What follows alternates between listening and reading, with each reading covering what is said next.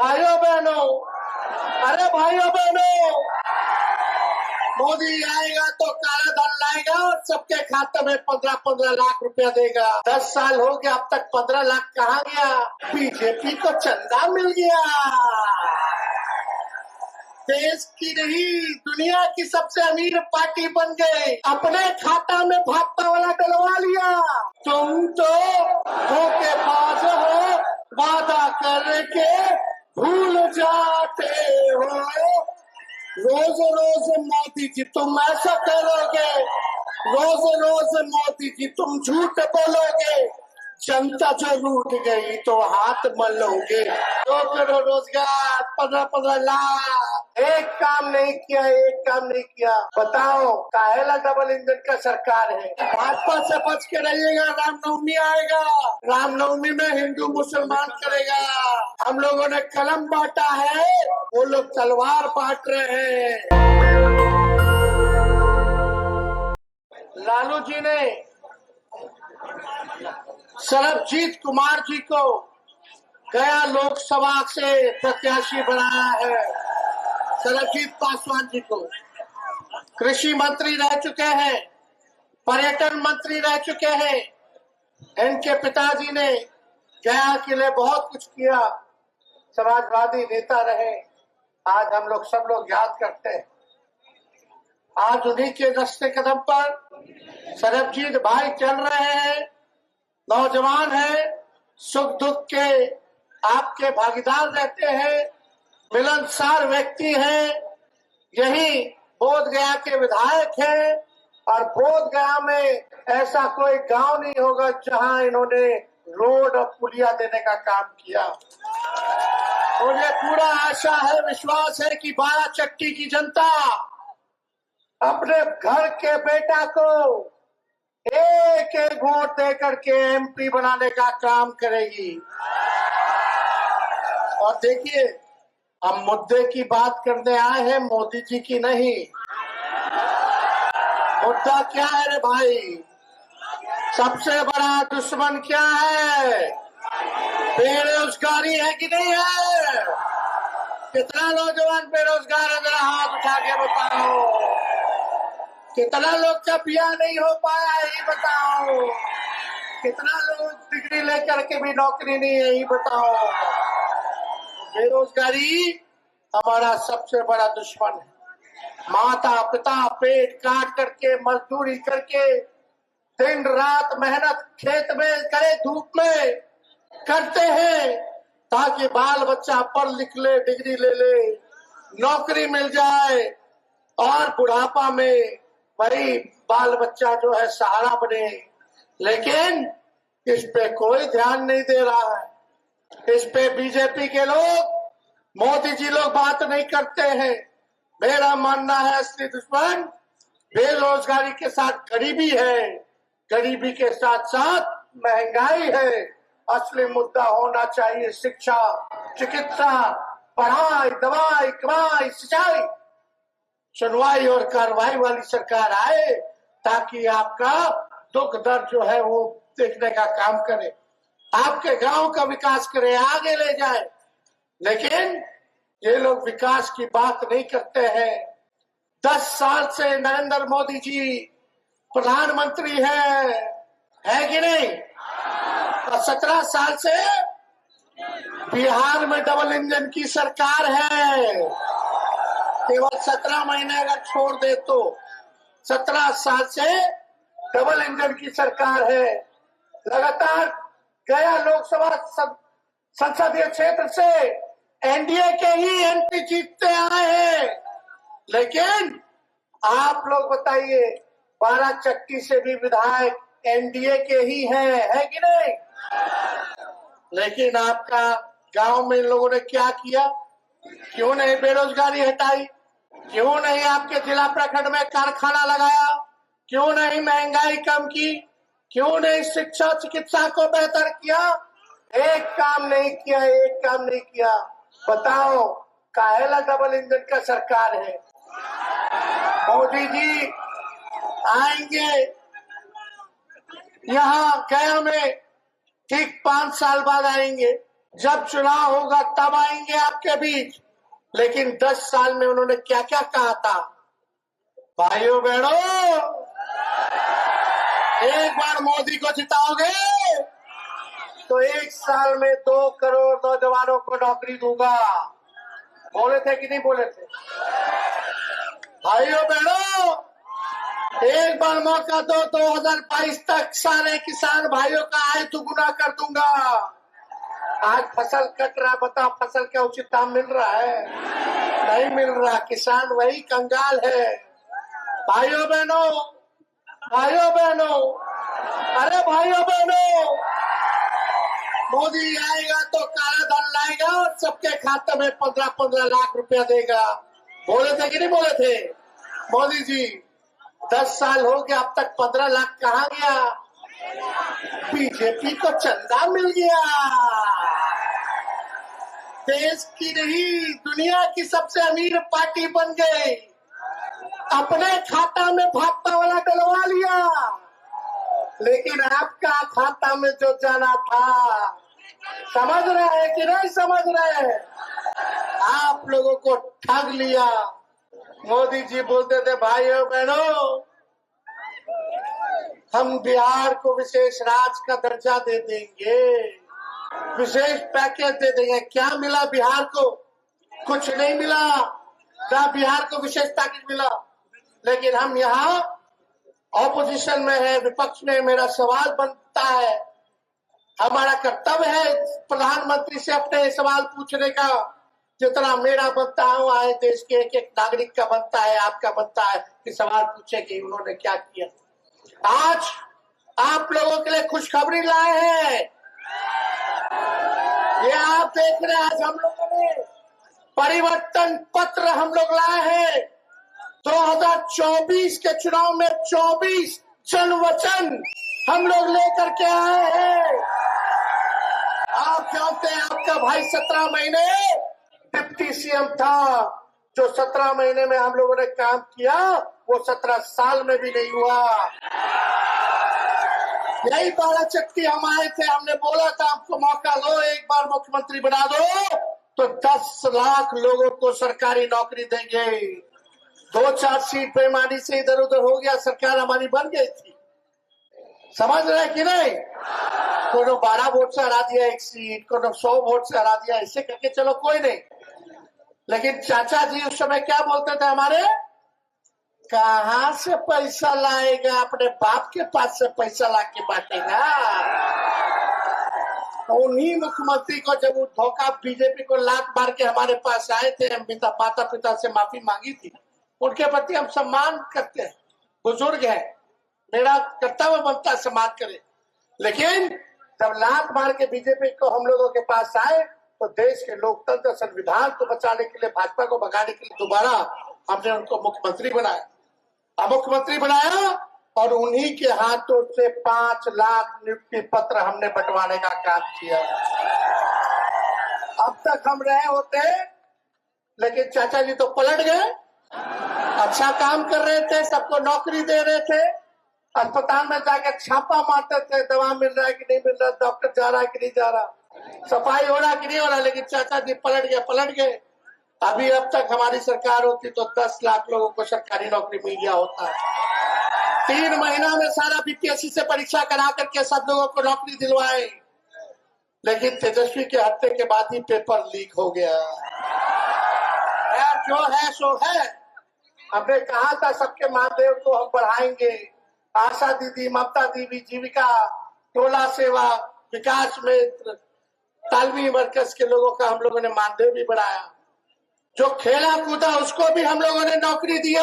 जो देश के लिए मेडल लाया, स्पोर्ट्स पॉलिसी बनाई, खेल नीति बनाई, और उसमें कोई भी अच्छा लड़का अगर देश का मेडल लाता है तो उसको डीएसपी भी बना दिया जाएगा। ये हम लोगों ने किया।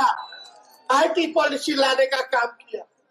इंडस्ट्री डिपार्टमेंट हमारे पास था, बिहार में निवेश 50 करोड़ का एमओयू हम लोग कराने का काम किए, तो सारा 17 महीने में हुआ।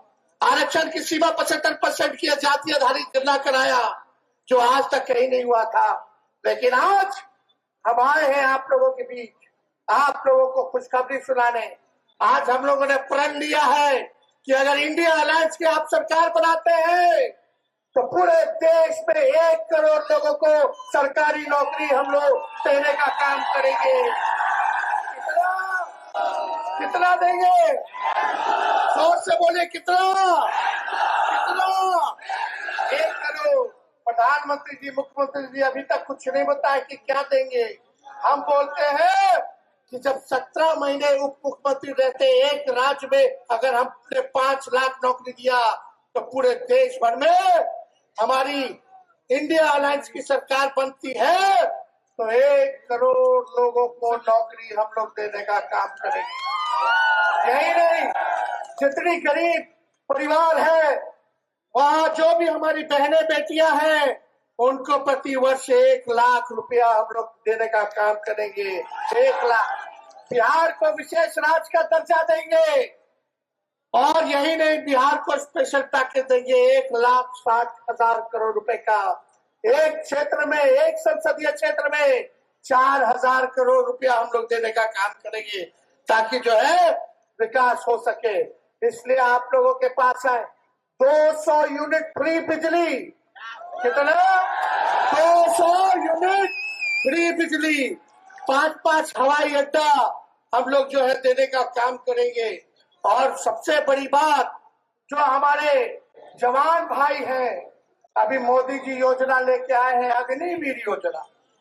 हमारे नौजवान भाइयों ने आंदोलन किया, कितना लोग को लाठी मार करके जेल में भेज दिया, केस मुकदमा कर दिया। जो नौजवान तैयारी करते हैं सेना में जाने की, आप देखते होंगे कि आप देखिएगा कि उन लोगों को एक योजना लाया गया अग्निवीर योजना में ऐसा नियम सब डाल दिया गया है कि मात्र 4 साल तक ही रहेगा, 4 साल के बाद बाहर कर देगा। पता 22 साल की उम्र होते होते रिटायर कर देगा जवान भाई को। फिर 22 साल के बाद क्या करेगा? हमारी सरकार बनेगी तो अग्निवीर योजना को खत्म करेगी और पहले जैसे बहाली चलती थी वही बहाली की प्रक्रिया हम लोग शुरू करेंगे। बताइए, आप लोग नौजवान हैं, जो सिपाही हमारा देश का रक्षा करता है बॉर्डर पर, अगर वो शहीद होता है तो ये अग्निवीर योजना में उनको शहीद का दर्जा नहीं है। बताइए, शहीद का दर्जा मिलना चाहिए कि नहीं मिलना चाहिए? और जितने अर्ध सैनिक बल है, सीआरपीएफ है, सीआईएसएफ है, आईटीबीपी है, इनके भाइयों को भी, पैरामिलिट्री फोर्स वाले को शहीद का दर्जा नहीं मिलता है। हमारी सरकार बनेगी तो अग्निवीर योजना को खत्म करेगी और पैरामिलिट्री फोर्स सैनिक बलों को हम लोग शहीद का दर्जा देंगे। इसमें बताओ, जो जवान जो है, जो हमारे सेना के जवान हैं, उनको 4 साल में बाहर कर देगा और उनको पेंशन भी नहीं देगा, कैंटीन की सुविधा भी नहीं दिया जाएगा, ग्रेजुटी भी नहीं मिलेगा। ऐसी स्थिति बनी हुई है। इसलिए हम लोग एक एक काम जो है देश के लिए हम लोग करेंगे, बिहार के उत्थान के लिए करेंगे। हम लोग नए सोच के हैं, नया बिहार बनाना है, तरक्की की बात करनी है जिसमें आप सब लोगों का भविष्य जो है सुनहरा हो, उज्जवल हो। मोदी जी आएंगे, कई बार बात करेंगे। बीजेपी का मतलब बड़का झूठा पार्टी, खाली झूठ पे झूठ बोलते, ऐसा झूठ बोलेंगे कि गोबर को भी हलवा बना करके परोस देंगे। ये है मोदी जी का झूठ। आंख फोड़ देंगे और चश्मा दे देंगे और बोलेंगे कि देखो हमने जो है चश्मा देने का काम किया। तो ऐसा काम करते हैं मोदी जी। मोदी जी आपके लिए वो गाना गाते हैं,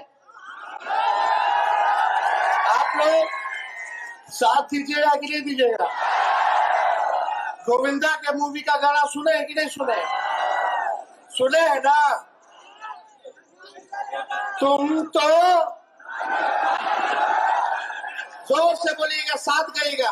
तुम तो धोखेबाज हो, वादा करके भूल जाते हो। रोज रोज मोदी जी तुम ऐसा करोगे, रोज रोज मोदी जी तुम झूठ बोलोगे, जनता जो रूठ गई तो हाथ मलोगे। अरे तुम तो बाज हो, वादा करके भूल जाते हो। बताइए सही बात है कि नहीं? मोदी जी को याद है नहीं कि पिछले बार आए थे, गया तो क्या कहा था? याद दिलाना रे भाई। 2 करोड़ रोजगार, 15-15 लाख, याद दिलाइए ना। मोदी जी बोले थे 2022 तक पक्का मकान बना दूंगा। मोदी जी बोले थे किसानों का आय दुगुना कर दूंगा, क्या खाने लगवा दूंगा, बिहार से पलायन रुकवा दूंगा, गरीबी मिटा देंगे। खैर, मोदी जी ने तो हमारे चाचा को डीएनए का भी गाली दिया। जब डीएनए का गाली दिया था तो हमारे चाचा नीतीश जी नाखून और बाल कटवा कटवा करके सबका भेजते थे दिल्ली, चेक करा लीजिए डीएनए बिहारी का ठीक है कि नहीं। याद है कि नहीं है? लेकिन वही नीतीश जी क्या हो गया रे भाई, पैर छू रहे हैं नीतीश जी मोदी जी का नवादा में। देखा नहीं गया हमसे, बुजुर्ग आदमी है। खैर कोई बात नहीं, यही मुख्यमंत्री जी भी कहते थे मर जाएंगे मिट जाएंगे, लेकिन भाजपा में नहीं जाएंगे। तो अब देखिए इन लोगों का कोई जम नहीं रहा है, लेकिन मुद्दे की बात होनी चाहिए। जब तक आपका गांव नहीं विकास करेगा तब तक देश विकास नहीं करेगा, और देश की आत्मा गांव में बसती है। आप लोग देखिएगा कि लोग क्या काम कर रहे हैं। बीजेपी के लोगों ने, एनडीए के लोगों ने जीतन राम मांझी जी को बनाया है कैंडिडेट। अब उनसे तो उठ बैठ चल भी नहीं हो पाता, अब उनको स्थिर से बैठना चाहिए। मोदी जी परिवारवाद कहते तो जीतन राम मांझी, संतोष मांझी और उनके समधन ज्योति मांझी जी, वो लोग क्या है रे भाई? परिवार नहीं है क्या है कि नहीं? कथनी और करनी में कितना भारी अंतर है इन लोगों का। खैर हम इस पे ज्यादा टिप्पणी नहीं करेंगे, आप जनता मालिक है। लेकिन बताइए सरबजीत जी को जिताइएगा कि नहीं जिताइएगा? दोनों हाथ उठा करके बताइए, सब लोग दोनों हाथ उठा के बताइए। तो जिताना है ना? चुपचाप, जोर से आवाज आना चाहिए, चुपचाप चुपचाप चुपचाप। कितना नंबर पे? 1 नंबर पर है। तो आप लोग कहेंगे तो जीत का माला हम लोग पहना देना। और सुनो भाई, 15 अगस्त देश का आजादी होता है। 15 अगस्त से तेजस्वी का वादा है, प्रण है कि बेरोजगारी से आजादी दिलाने के लिए 1 करोड़ नौजवानों को नौकरी देने की प्रक्रिया शुरू कर देंगे। और रक्षाबंधन पर, आने वाले रक्षाबंधन पर हमारी गरीब परिवार की बहनों को 1-1 लाख रुपया हर 1 साल हम लोग देना शुरू कर देंगे। लेकिन भाजपा से बच के रहिएगा, रामनवमी आएगा, रामनवमी में हिंदू मुसलमान करेगा। हम लोगों ने कलम बांटा है, वो लोग तलवार बांट रहे हैं। बताओ, तलवार बांट रहे हैं, दंगा फसाद होगा, थानेदार जेल ले जाएगा, पूरा परिवार परेशान रहेगा, पूरा घर खाली हो जाएगा, पुलिस को पैसा खिलाना होगा, वकील जी को पैसा खिलाना होगा, जेल में जाएगा, और जिसको हम लोग कलम दे रहे हैं उसका ब्याह भी हो जाएगा, माँ बाप भी खुश हो जाएंगे, बच्चों को खिलौना भी ला करके देगा, मिठाइयों देगा। ऐसा नौकरी चाहिए ना। नेशनल दस्तक की आपसे गुजारिश है कि अगर इसको बचाना चाहते हैं तो नेशनल दस्तक को सब्सक्राइब करने के लिए रेड कलर के सब्सक्राइब बटन को दबाएं, फिर बेल आइकन की घंटी दबाएं। नेशनल दस्तक को बचाने के लिए बहुत जरूरी है कि हर खबर को शेयर करें, लाइक करें, कमेंट जरूर करें।